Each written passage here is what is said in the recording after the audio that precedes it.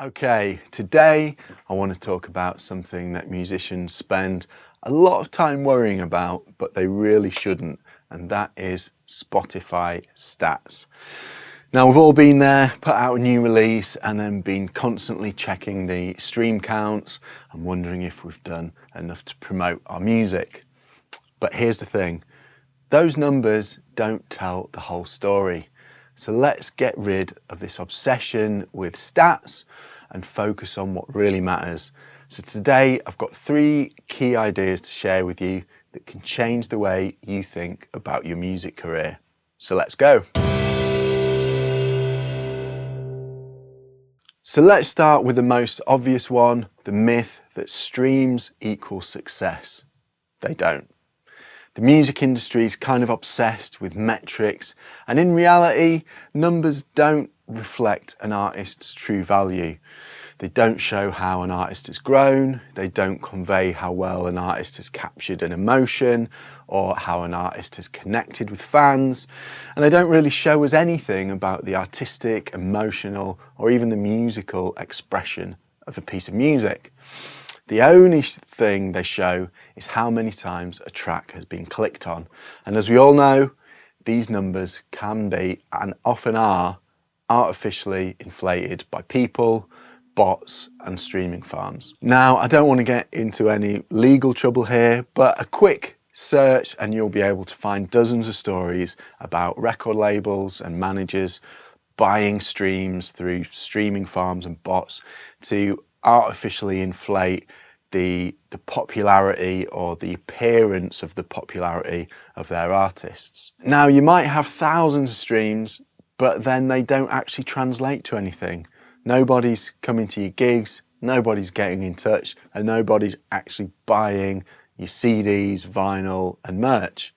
And on the other hand, you might have a fairly modest amount of streams, but you can sell out gigs, you sell loads of records, CDs and t-shirts, and you have a really loyal fan base that prefer the human interaction, and they spend a lot of time interacting with you, coming to your gigs, buying your stuff, and creating that really close connection. So it's not about how many people are listening via an app on your phone and comparing your numbers to someone else's numbers.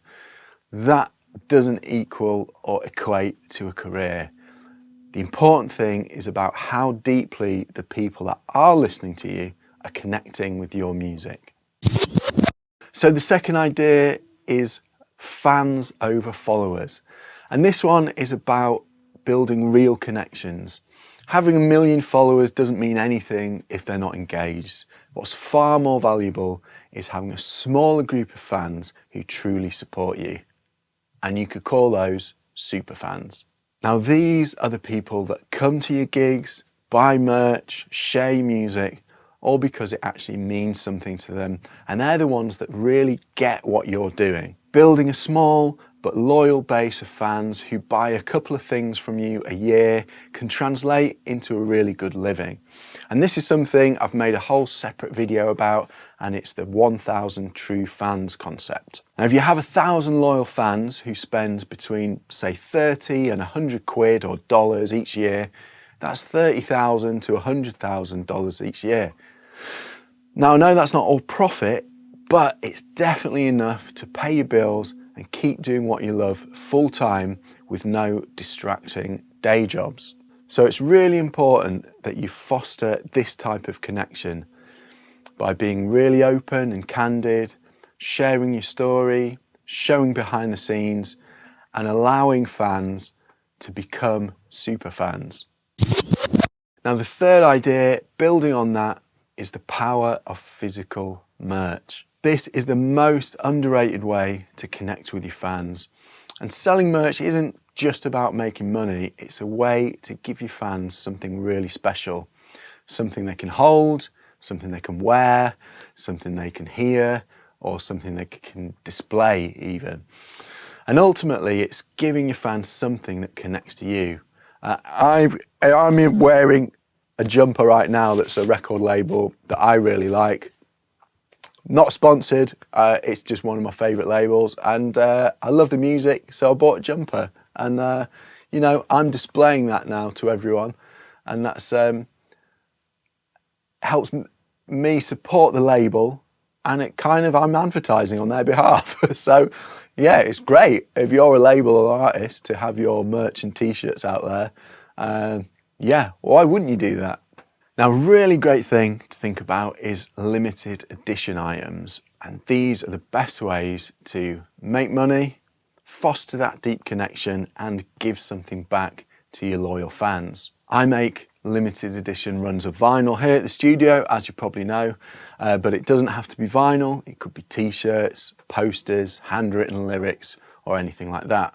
And selling limited edition, really small runs of stuff is a great way to foster that connection and to get people paying attention to your music and your releases. If you have 10 records, say, a limited edition of 10 only, and they sell out super quick, there'll be a few people that don't get them, and that's actually a good thing, because that means the next time you come around to having a limited edition something for sale, run of records, t-shirts, prints, whatever it is, the people that missed out are going to pay super close attention, and they're going to act fast to buy that really special thing so they don't miss out.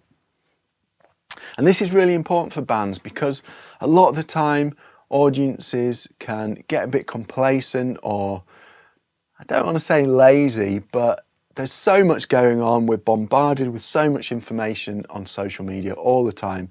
It's easy to forgive people for not buying your gig tickets or your merch or your vinyl or t-shirts or whatever it is.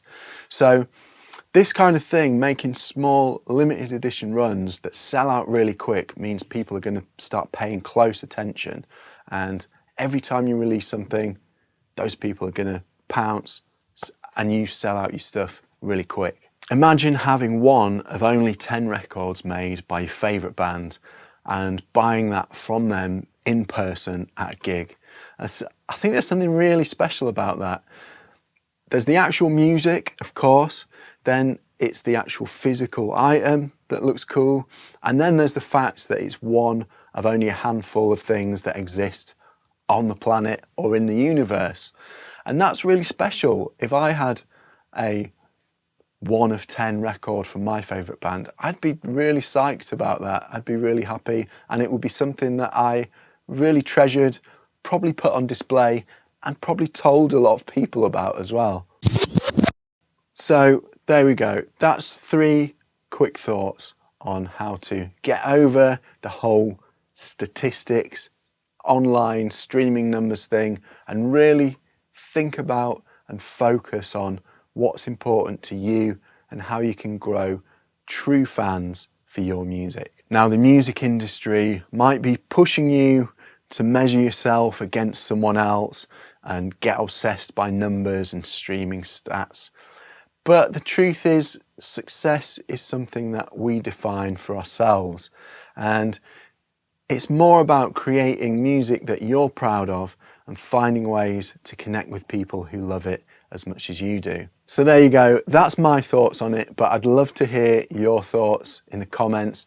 How do you define success for your music? And let me know if you've ever got wrapped up in those streaming stats and spent way too much time worrying about it, or if you're more focused on physical merch, meeting people and making that human connection. And if you found this helpful, feel free to like, subscribe and share this with someone that you think might benefit from hearing it. As always, thanks for watching. I hope you're well, and I'll see you next time.